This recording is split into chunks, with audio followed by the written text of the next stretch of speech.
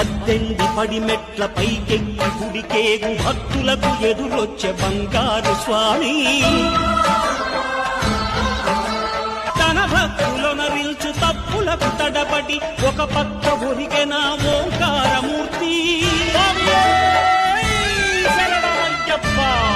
అయ్యప్ప దేవాయ నమః అభయ స్వరూపాయ నమః